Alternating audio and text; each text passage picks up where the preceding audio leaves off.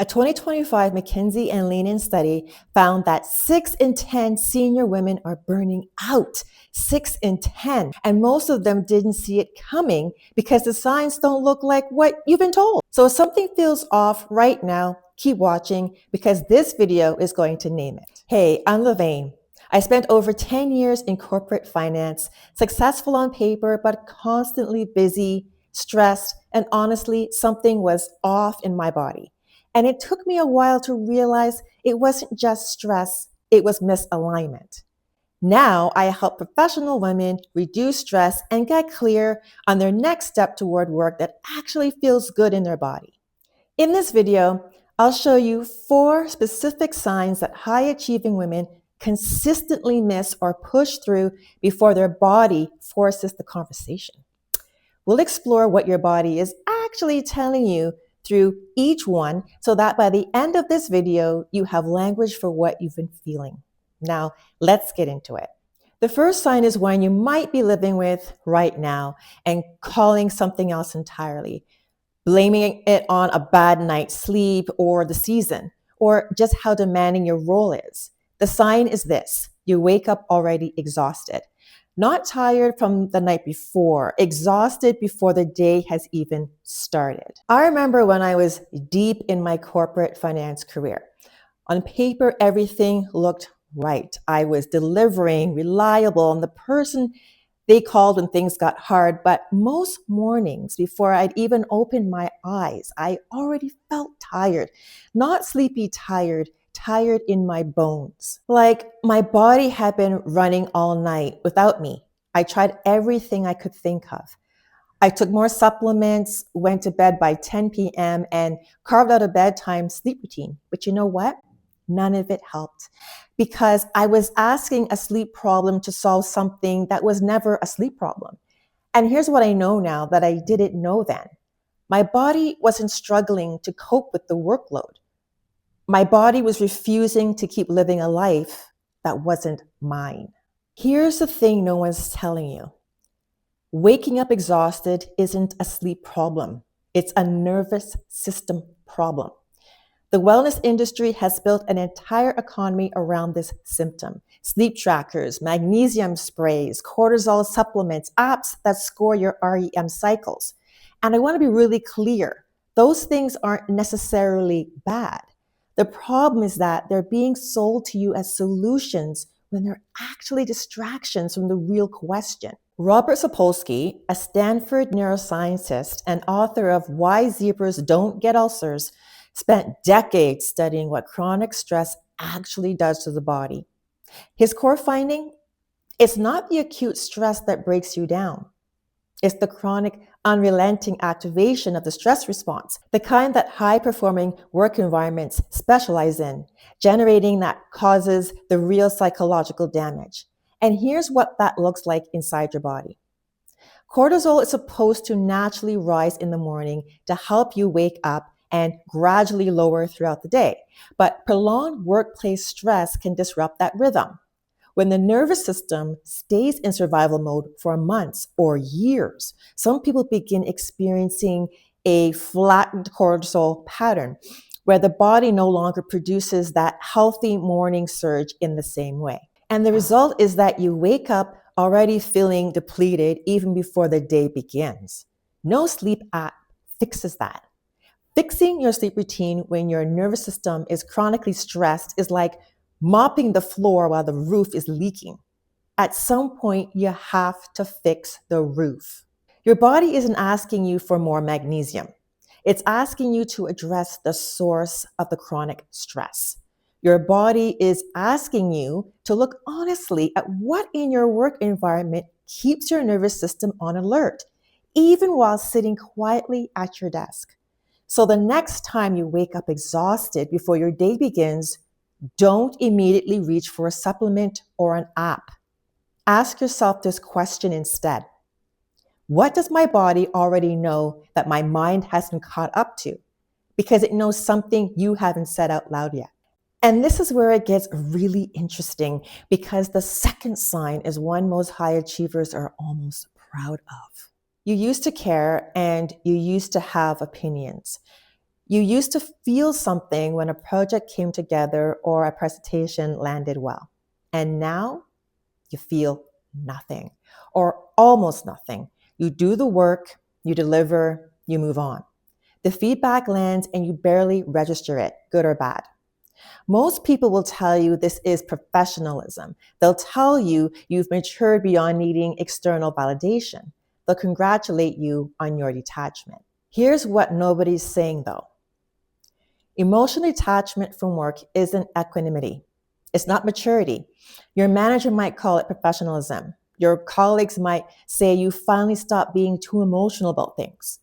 And your own inner voice, the one that has been trained by a decade of high performance culture, might even congratulate you for it. Stay with me here. What you're experiencing is emotional numbing, and it's one of the body's intelligent responses to sustained stress. When your nervous system has been overstimulated for too long, it begins to mute your emotional responses as a way of managing the overwhelm. The problem is your brain tells your nervous system to mute everything, not just the frustration and the anxiety, all of it, the joy, enthusiasm, and your creative spark, the parts of you that made you exceptional in the first place. You can be performing at a high level and be completely disconnected from your own aliveness at the same time. And the longer that split continues, the harder it becomes to come back to yourself. If you notice you've gone emotionally quiet about your work, I don't mean peaceful or centered, but genuinely flat. That's your body's intelligence communicating. It's not asking you to care more. Your body is asking you to question whether what you're doing is still worth caring about. There's a difference between choosing not to be attached and having the capacity to care burned out of you. One is freedom, the other is a warning. This next sign is what most people miss and might be uncomfortable to hear because it's the sign that women in high performance environments are most likely to feel ashamed of. You've started to become resentful, cynical. The colleague who says something enthusiastic about the company and you feel something almost like contempt.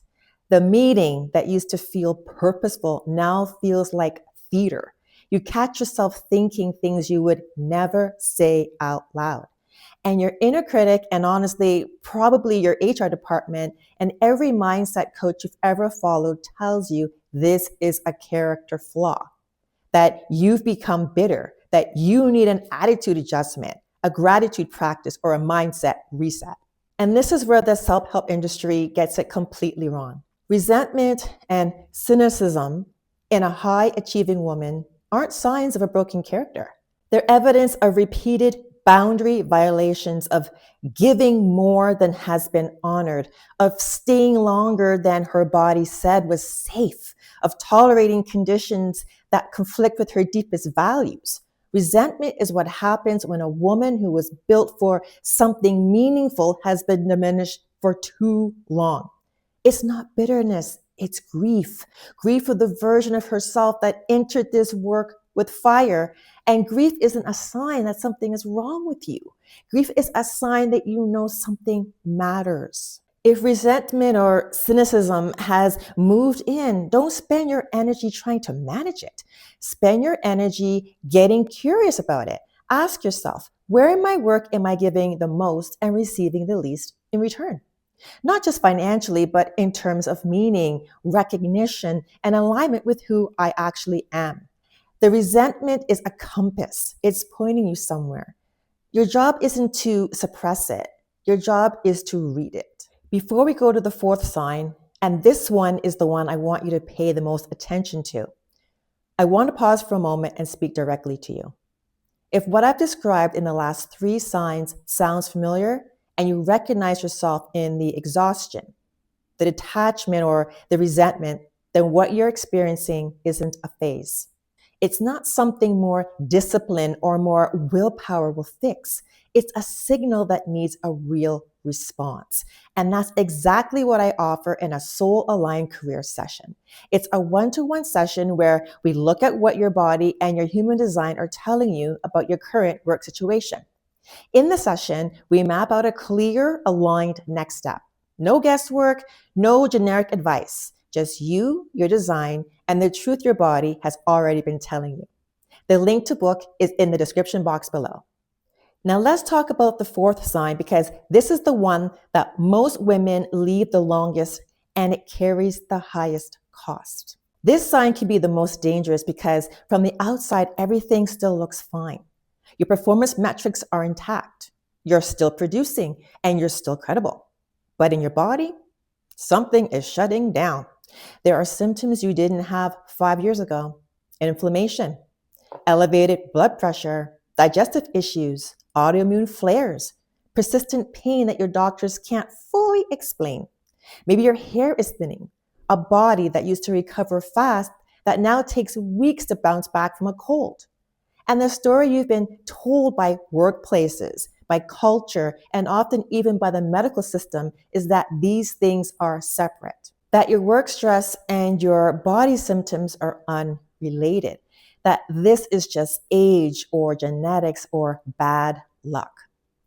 Here's what I know from my own body, from my own experience, and from the women I work with. The body does not lie. Chronic workplace stress, the kind that comes from sustained misalignment, from showing up every day in an environment that conflicts with your values and your human design energy type, doesn't stay in your mind. It seeps down into your tissues, right into your immune system, and lights up your inflammatory markers.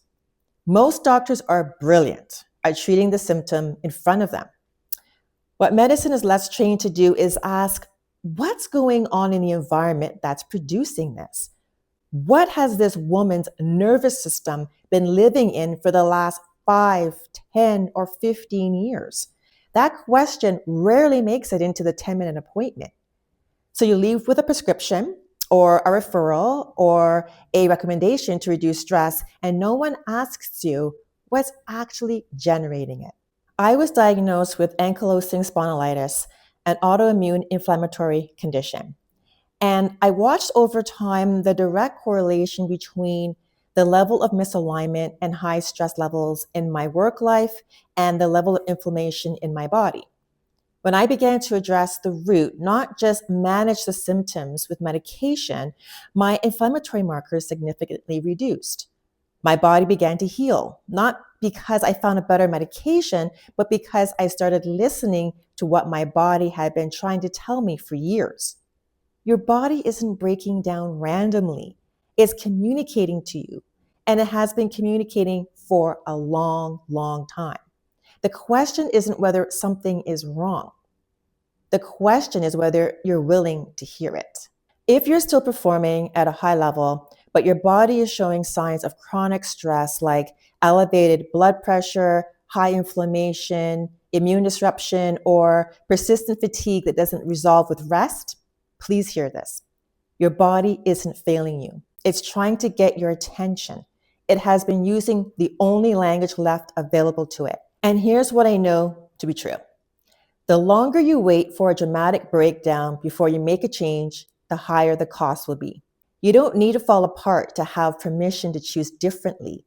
You need to start listening now, while you still have the energy and the clarity to act from a place of power rather than crisis. So let me bring this together for you.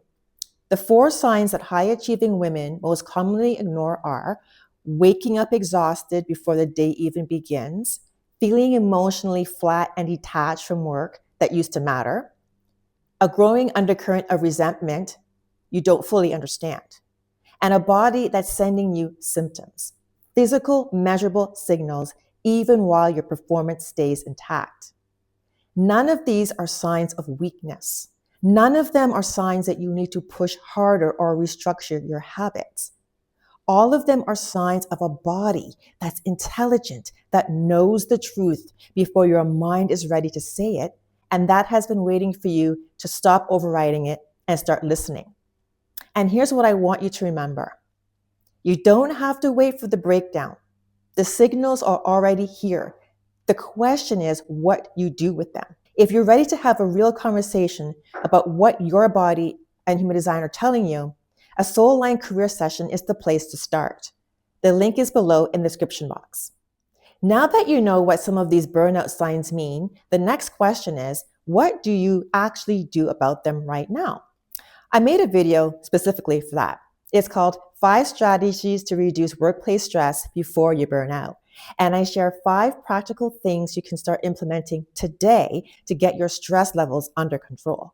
Make sure to watch that video next. Thanks for watching, and I'll see you in that video.